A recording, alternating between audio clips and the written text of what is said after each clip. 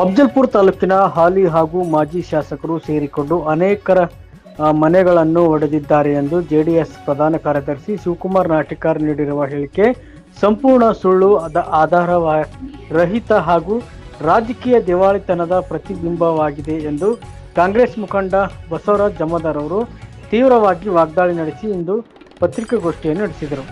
ಈ ಒಂದು ಕುರಿತು ಮಾಧ್ಯಮಗಳೊಂದಿಗೆ ಮಾತನಾಡಿದ ಅವರು, ಜನರ ಗಮನ ಬೇರೆ ಕಡೆ ತಿರುಗಿಸಲು ಹಾಗೂ ತಮ್ಮ ರಾಜಕೀಯ ಅಸ್ತಿತ್ವ ಉಳಿಸಿಕೊಳ್ಳಲು ನಾಟಿಕರ್ ಈ ರೀತಿಯ ಅಸಂಬಂಧ ಆರೋಪಗಳನ್ನು ಮಾಡುತ್ತಿದ್ದಾರೆ ಎಂದು ತಿಳಿಸಿದರು.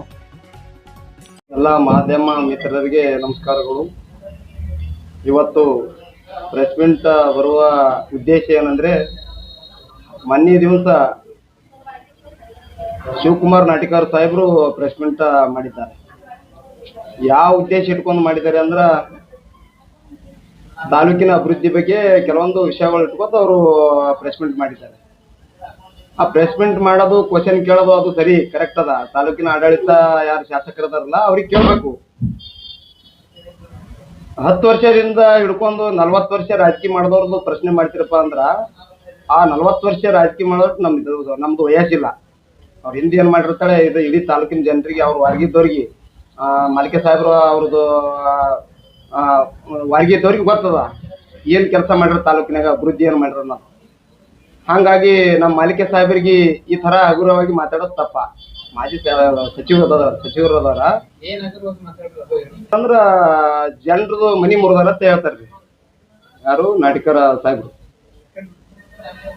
ಜನರ ಮನಿ ಏನ್ ಜನರ ಮನಿ ಮುರಿದಾರಪ್ಪ? ಇವತ್ತ ಹಸಿರು ಕ್ರಾಂತಿ ನೋಡಕತ್ತಿರ್ಬೋದು. ಪ್ರತಿಯೊಂದು ಹಳ್ಳಿಯಾಗ ಯಾವುದೇ ರೈತರಿಗೆ ಹೋಗಿ ಕೇಳ್ರಿ, ಈ ಬಾರಿ 2028ಕ್ಕೆ ಯಾರೇ ಶಾಸಕರಾಗಿ ನೋಡ್ಬೇಕಾದ್ರೆ ಮತ್ತ ಮಾಲಿಕೆ ಸಾಹೇಬ್ನೇ ಹತ್ತಾರ. ಯಾಕತ್ತಾರ ಅವರು? 6 ಬಾರಿ ಯಾಕೆ ಶಾಸಕ ಮಾಡಿದ್ರು ಅವ್ರಿಗೆ? ಅವರು ಕೆಟ್ಟವ್ರಿದ್ರೆ 6 ಬಾರಿ ಯಾಕೆ ಶಾಸಕ ಮಾಡ್ತಿರು? ಅದಕ್ಕೆ ಅವ್ರ ಬಗ್ಗೆ ಹಗುರವಾಗಿ ಮಾತಾಡ್ರಿ ನಾಟಿಕರ್ ಸಾಹೇಬ್ರೆ, ನಾವು ಇದಕ್ಕೆ ಖಂಡಿಸ್ತೀವಿ. ಅದಕ್ಕ ನಮ್ಗ ಯಾವ್ದು ನೀವು ಏನು ಈ ಶಾಸಕರಿಗೆ ಕೇಳಿದೇನು ತಪ್ಪಲ್ಲ.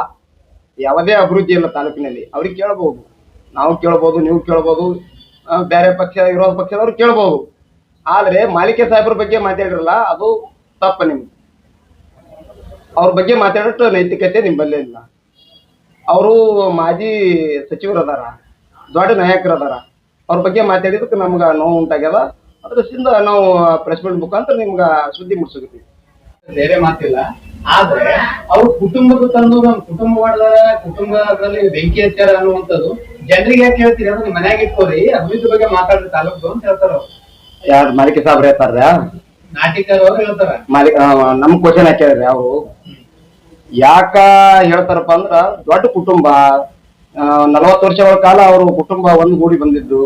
ಅದಕ್ಕ ಎಲ್ಲಾ ಜನರು ಅವ್ರಿಗೆ ನಿಮ್ ಕುಟುಂಬ ನಮ್ಗೇನ್ ಬೇಕು, ಜನರಿಗೆ ಇಲ್ರಿ. 45-50 ವರ್ಷ ಅವರು ಜನರ ಮಧ್ಯದಾಗ ಜೀವನ ಮಾಡೋದವ್ರಲ್ಲ, ಜನರ ಮಧ್ಯದಾಗ ಇಟ್ರ ಆ ವಿಷಯ ಜನರಿಗೆ ಅದು ಬೇಕಾಗಿಲ್ಲ. ನಿಮ್ ಕುಟುಂಬ ಜಗಳ ಆಡಿದ್ದು, ನಿಮ್ ಕುಟುಂಬದೆಲ್ಲ ತಂದು ಬೀದಿಗೆ ತಂದು ಹೇಳ್ರಿ ಅಂತ ಹೇಳಿಲ್ಲ. ಅಭಿವೃದ್ಧಿ ಬಗ್ಗೆ ಮಾತಾಡ್ರಿ, ತಾಲೂಕಿನ ಅಭಿವೃದ್ಧಿ ಬಗ್ಗೆ. ಅದನ್ನ ಬಿಟ್ಟು ಎಲ್ಲೋ ಕಾರ್ಯಕ್ರಮಗಳಲ್ಲಿ ಬೆಂಕಿ ಹೊಡೋದು ಅದೆಲ್ಲ ಬೇಡ ಅಂತಾರ ಅವ್ರು. ಅದು ಏನಾಗ್ಯದ ಸುದ್ದಿ ಅಂದ್ರ, ಈ ತರ ಹೇಳೋದು ಏನಾಗ್ಯದ ಅಂದ್ರ, ಅವರು ಅಲ್ಲಿ ಎಲ್ಲಿ ಹೇಳ್ಕೊಂಡಿಲ್ಲ. ಅವ್ರು ಏನಂದಾರ ಅಂದ್ರ, ಸಮಾಜ ಜನ, ಎಲ್ಲಾ ಸಮಾಜ, ಎಲ್ಲಾ ಧರ್ಮದ ಜನ, ನೀವು 45 ವರ್ಷ 40-50 ವರ್ಷ ರಾಜಕೀಯ ಮಾಡಿದ್ರಿ, ತಾಲೂಕ ನೆಮ್ಮದಿ ಇತ್ತು. ಈ ತಾಲೂಕದಾಗ ಏನೇನ್ ನಡೆದ ಎಲ್ಲರಿಗೂ ಗೊತ್ತದ, ಯಾರ್ಯಾರು ಕೂಡ. ಆ ಟೈಮ್ದಾಗ ನೀವು MLA ಆಗಿ ಬರ್ಬೇಕು. 2028ಕ್ಕೆ ಜನ ಬಯಸ್ಲಕತ್ತಾರ ಸಾಹೇಬ್ರಿಗೆ.